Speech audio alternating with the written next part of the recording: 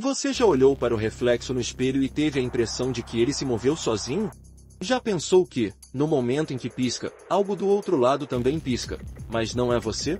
Talvez seja apenas um truque da mente. Ou talvez seja algo muito mais antigo, muito mais faminto do que você pode imaginar. Naquela noite chuvosa, Isadora não estava preocupada com nada disso. Para ela, os espelhos eram apenas superfícies comuns, até o dia em que se tornaram portas abertas para um inferno que ninguém poderia conter. Tudo começou com a saudade, com uma dor que se agarrava ao peito dela como um punhal cravado em carne viva. Quando comprou o tabuleiro Ouija, não queria outra coisa senão ouvir a voz da mãe morta. Só algumas palavras, um sussurro, qualquer sinal de que o amor não acabava com a morte. Mas amor nenhum atenderia ao chamado.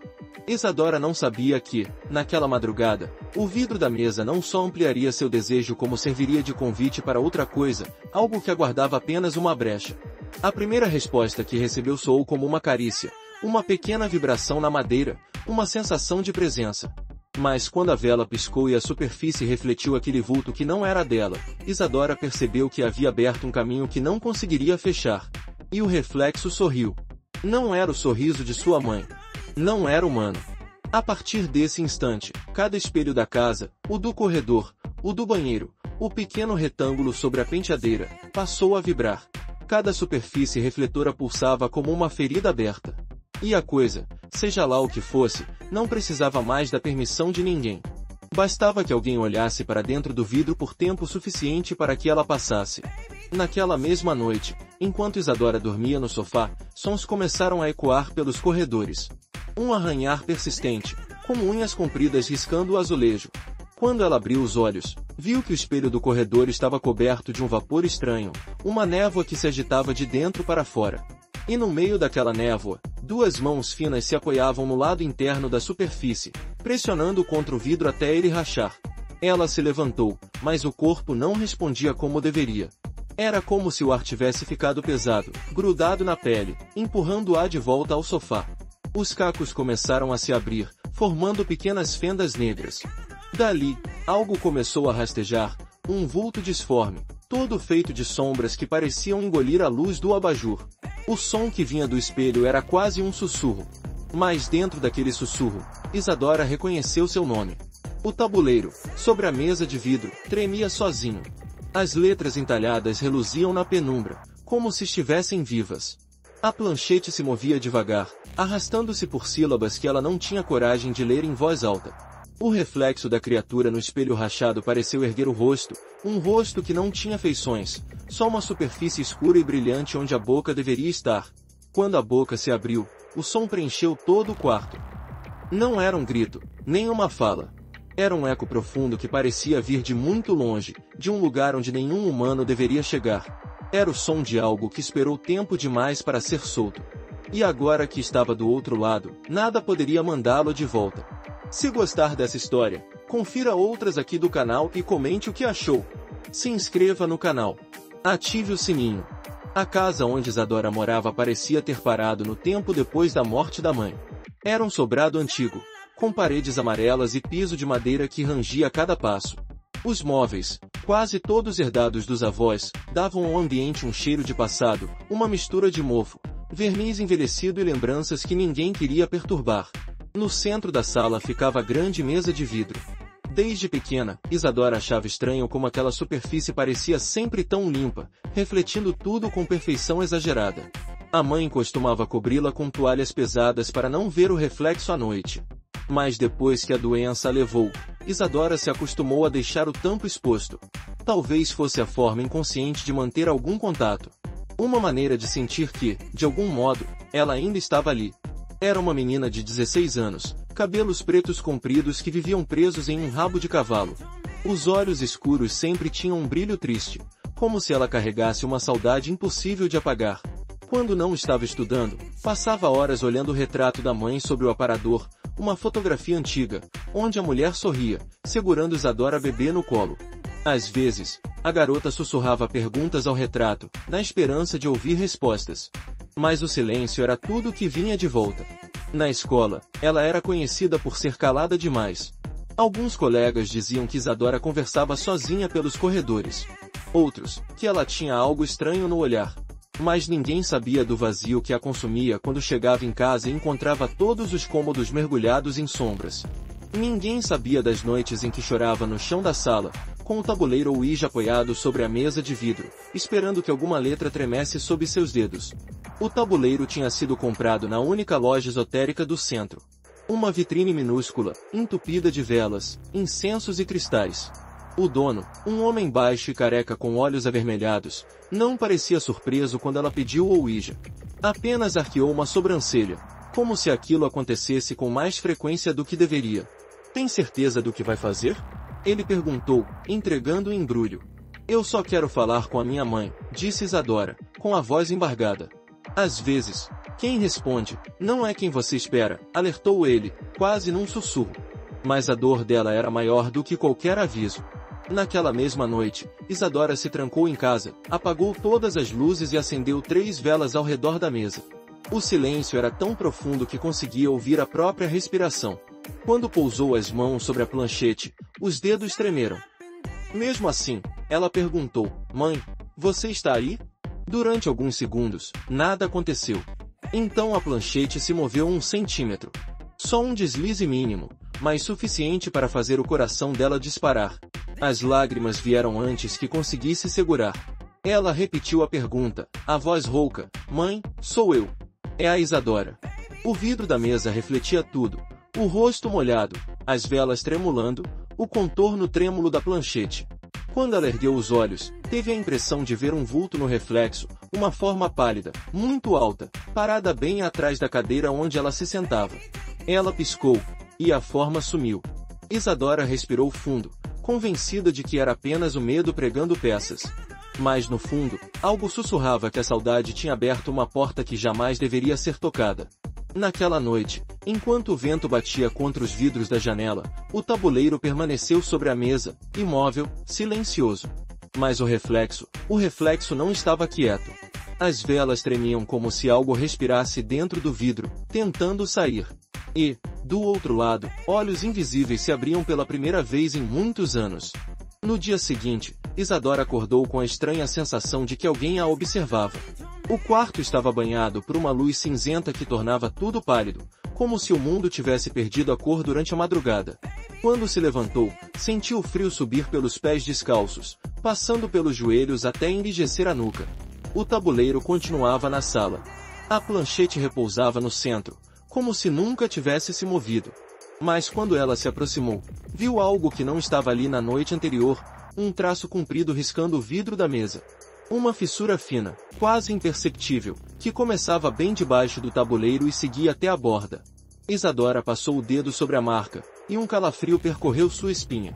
O vidro parecia mais frio que o resto da superfície, como se ali dentro ainda houvesse algo respirando. Ela não comentou nada com o pai quando ele voltou do turno noturno. Ele estava cansado demais, sempre calado, trancado no próprio luto. Talvez por isso, ninguém jamais soube do que ela sentia. Nem mesmo quando, naquela mesma tarde, a fissura aumentou. Primeiro, era só um fio. Depois, parecia se abrir como uma fenda, mostrando uma escuridão que não deveria existir atrás de um tampo de vidro. À noite, Isadora decidiu tentar de novo. Talvez, pensava ela, fosse só um sinal, um jeito da mãe mostrar que ainda estava ali. Acendeu as velas, respirou fundo e apoiou os dedos trêmulos sobre a planchete. As chamas projetaram sombras nas paredes, sombras que pareciam se mover em direções contrárias às da luz. Mãe, sussurrou. Preciso ouvir sua voz. Por favor. Os segundos se arrastaram, e nada aconteceu. Até que o silêncio foi quebrado por um estalo seco. Um som pequeno, mas tão inesperado que ela ergueu o rosto num sobressalto. O espelho do corredor, do outro lado da sala, tremia levemente. Parecia vibrar, como se alguém batesse do outro lado. Isadora prendeu a respiração. Quando deu um passo para perto, viu, por um segundo, uma mão pálida espalmada contra o lado de dentro do espelho. Ela recuou, o coração batendo tão forte que sentiu dor no peito. As velas se apagaram sozinhas. Na penumbra, o reflexo no vidro continuava mais claro que o restante do ambiente, iluminado por uma luz doentia que parecia não vir de lugar algum. E ali, atrás do vidro, o vulto se formava outra vez, mais definido, mais sólido. Tão alto que quase tocava o topo da moldura. Isadora não conseguiu gritar. Não conseguiu mexer as pernas. Quando piscou, a mão desapareceu. Mas o espelho continuava embaçado, coberto de um vapor que pulsava devagar, como se respirasse. Ela pensou em correr para o quarto, trancar a porta e se enfiar embaixo das cobertas. Mas não conseguiu dar nenhum passo. Porque no reflexo, mesmo na penumbra, algo se mexeu mais uma vez. E dessa vez não era apenas uma forma, era um rosto. Não era o rosto da mãe. Era liso, sem olhos, sem boca, só uma superfície negra e reluzente que tremeluzia como um lago de piche.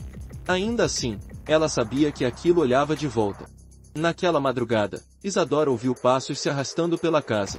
O barulho vinha de dentro das paredes, do teto, do chão.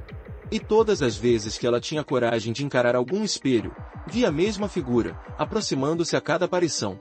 Quando amanheceu, estava encolhida no canto da cozinha, segurando uma faca que não adiantaria nada contra aquilo.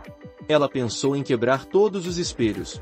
Mas então lembrou, o tampo da mesa de vidro ainda estava ali. E a rachadura parecia cada vez mais aberta. Às vezes, ela tinha certeza de que, se encostasse o ouvido, ouviria algo chamando seu nome bem lá no fundo. Quando finalmente conseguiu dormir, já não era mais a mesma. Uma parte dela sabia que o que havia começado não poderia ser desfeito. E que a coisa do outro lado estava só esperando o momento certo para atravessar por completo. Na madrugada seguinte, a casa parecia viva. Cada parede estalava como ossos se partindo, e o ar estava tão denso que Isadora mal conseguia respirar. A rachadura no tampo da mesa de vidro se alargava lentamente, milímetro por milímetro, como uma ferida que se abria sozinha. E do outro lado, ela tinha certeza de que algo observava. O relógio parou às 3h03, o mesmo horário em que a mãe morreu no hospital. Foi quando os espelhos começaram a vibrar em uníssono. Primeiro, o do corredor. Depois, o pequeno no banheiro. E por último, o grande na sala, que refletia o ambiente inteiro numa imagem distorcida. O som era como um lamento abafado, um canto de agonia que se erguia pelo vidro e se espalhava pela casa. Isadora estava sentada no chão, as costas contra a parede, o tabuleiro Ouija sobre o colo. As velas se apagaram quando o canto começou. Então, o silêncio caiu. Um silêncio tão profundo que o coração dela pareceu ecoar como um tambor. Foi nesse instante que percebeu, o reflexo no grande espelho já não era dela. A forma no vidro tinha a mesma silhueta, mas era mais alta. Os braços eram longos demais, esticados como tendões ressecados. O rosto era liso, sem feições. Mas uma boca negra se rasgava no lugar onde deveria estar um queixo. Uma fenda que ia de um lado ao outro, mostrando camadas e camadas de dentes pontiagudos que se mexiam, rangendo uns contra os outros. Quando a boca se abriu, o vidro começou a trincar. As fissuras surgiram em linhas finas que corriam pelo reflexo como raízes. Então, a voz saiu, um ruído grave, tão intenso que a fez cair de joelhos. O som parecia rasgar não apenas os ouvidos, mas a mente. Um chamado antigo, feito de palavras que não pertenciam a nenhum idioma vivo. Isadora. A voz disse seu nome como se fosse um segredo maldito. Ela tentou recuar, mas o chão parecia grudado em seus joelhos. O tabuleiro tremeu em seu colo, e a planchete começou a mover-se sozinha. Letra por letra, desenhou a mensagem. VUCEMCHAMU. Ela cobriu os ouvidos, mas o som continuava dentro da cabeça. Quando ergueu o olhar, a superfície da mesa de vidro estava rachada até quase se partir. A criatura do espelho ergueu um braço, pressionando a mão contra o outro lado. O vidro rangeu como se fosse gritar. Então, a mão começou a atravessar. Primeiro os dedos, longos, finos, pretos como petróleo, depois a palma, que gotejava uma substância espessa. Cada gota que caía no chão queimava o piso, abrindo pequenos buracos fumegantes. Isadora finalmente conseguiu se levantar e correu para a cozinha. Mas o espelho sobre a pia já estava tomado pela mesma névoa. No reflexo, a criatura caminhava em direção à porta que ela tentava abrir. Quando girou a maçaneta, percebeu que a fechadura estava travada por dentro. Como se a casa inteira conspirasse contra qualquer fuga. A voz ecoou de novo, mais perto. IUVUATRAVISSAR. Ela correu até o quarto e empurrou o armário contra a porta. O coração martelava tão rápido que parecia prestes a explodir. Quando se virou, viu que o pequeno espelho pendurado na parede já mostrava a silhueta disforme. A criatura estava em todos os reflexos, ao mesmo tempo. Foi então que ouviu o estalo final. Um som seco, como um osso partido. O tampo da mesa de vidro se rompeu numa explosão de estilhaços. O tabuleiro caiu, e uma ventania gelada varreu o corredor. E, por aquele buraco negro que se abriu no vidro, o resto do corpo começou a passar. Primeiro, o tronco, que parecia costurado de sombras. Depois, as pernas finas que se dobravam em ângulos impossíveis. Quando a criatura ergueu a cabeça sem feições, a boca negra se alargou num sorriso impossível. Ela não precisava mais de um reflexo. Agora, estava aqui. O ar da casa pareceu se condensar num peso impossível. Cada respiração queimava a garganta de Isadora como se inalasse cinzas. A criatura saiu inteira pelo buraco no tampo da mesa de vidro. Seu corpo tinha uma consistência líquida que se solidificava ao toque do chão. E cada passo deixava marcas negras que se espalhavam em círculos, devorando tudo que encostavam. Ela recuou até encostar na parede, com as mãos tapando a boca para conter o grito. Os olhos ardiam de tanto chorar, mas não havia mais lágrimas. No reflexo do vidro quebrado, a criatura era maior. Parecia crescer, inflar como se estivesse sugando todo o ar do cômodo. Quando a coisa ergueu o rosto, a fenda negra se abriu outra vez. E dela saiu um som que não era voz, era como 1 milhão de insetos rastejando dentro de um crânio vazio. Um zumbido tão profundo que Isadora sentiu o corpo inteiro vibrar. Cada osso parecia prestes a se despedaçar. Ela tentou rastejar até o corredor, mas o chão já estava coberto pela substância negra que queimava a madeira. Quando encostou a mão, sentiu a pele abrir como papel molhado. E o cheiro que subiu dali era tão nauseante que quase desmaiou. A criatura avançou sem pressa. Cada movimento era acompanhado por uma sequência de estalos, como articulações quebrando. O corpo alongava-se e se dobrava, assumindo formas que nenhum ser vivo deveria ter. Quando ficou a poucos passos de Isadora, a voz voltou. Agora, soava quase suave, como um consolo perverso. I-U-T-I-A-C-H-I-I. Ela começou a bater no chão com o punho, tentando se arrastar. Mas a coisa não precisava correr. Bastava estender a mão. Foi o que fez. Um braço fino, negro, envolto por uma fumaça que parecia sair das rachaduras do vidro, tocou de leve o ombro dela. Só isso bastou. O frio se espalhou pela carne, e a dor se tornou um clarão branco que apagou tudo. Isadora tentou gritar, mas não havia ar. A substância negra escorria do toque, penetrando pelos poros, subindo pela coluna, invadindo cada nervo. O corpo começou a se arquear, dobrando de trás para frente com estalos horríveis. Os ossos não resistiram por muito tempo. Um a um, partiram-se em ângulos tortos. A mandíbula se deslocou. As vértebras se partiram. E então a cabeça caiu para trás, pendurada apenas pela pele. A boca negra da criatura se abriu ao máximo. Dela saiu um vapor grosso, que envolveu o corpo de Isadora por inteiro. A pele começou a escurecer, coberta por manchas que se moviam como se houvesse insetos rastejando por baixo. E no reflexo do espelho estilhaçado, algo começou a acontecer. A silhueta que aparecia ali não era mais a da criatura. Era a de Isadora. Mas seu rosto não tinha feições. Era uma superfície lisa, negra, com a mesma fenda que se alargava em sorriso. Quando a criatura recuou, o corpo dela ficou parado. A coluna estalou devagar enquanto ela se endireitava. Então, com movimentos mecânicos, virou-se na direção do corredor. Na penumbra, a voz soou novamente, mas dessa vez vinha da garganta da própria garota. I-U-S-U-A-G-U-R-A. No reflexo quebrado, dezenas de olhos se abriram na superfície da nova Isadora. Cada olho piscava em descompasso. E a fenda da boca continuava se alargando. A coisa que um dia fora humana deu o primeiro passo, e as lâmpadas explodiram, uma a uma. Quando chegou à porta da sala, os espelhos ao longo do corredor começaram a brilhar com uma luz branca que se partia em feixes. Ali, naquele corredor frio, ficou claro que nada seria como antes. A entidade tinha atravessado por completo. Não precisava mais de convites, nem de perguntas no tabuleiro. Agora, ela possuía um corpo. E cada superfície refletora da casa, e de qualquer outro lugar, seria apenas mais uma passagem. E do lado de dentro dos espelhos, outras formas começaram a se mover, ansiosas para encontrar novos anfitriões. Na manhã seguinte, a vizinha estranhou o silêncio. A casa de Isadora costumava ter barulhos, passos, móveis rangendo, o som do rádio antigo que o pai sempre deixava ligado quando chegava do trabalho. Mas naquele dia, não havia nada. Nenhum sinal de vida. Ela bateu na porta, chamou pelo nome da garota. O eco devolveu seu chamado, distorcido, como se as paredes estivessem ocas. Quando encostou o ouvido na madeira, ouviu um som baixo, quase imperceptível, um zumbido constante, parecido com o som de moscas. E algo mais, uma respiração abafada, vinda de todos os cantos ao mesmo tempo. A polícia arrombou a porta por volta do meio-dia. Encontraram o chão da sala coberto de uma substância negra que parecia vitrificada. Cada móvel estava rachado, como se uma pressão descomunal tivesse se espalhado pelos cômodos. Os espelhos haviam se estilhaçado, mas seus pedaços continuavam presos uns aos outros, formando superfícies irregulares que ainda refletiam o ambiente, e algo mais. Nenhum sinal de Isadora. Nenhum sinal do pai, que chegará pouco antes do amanhecer.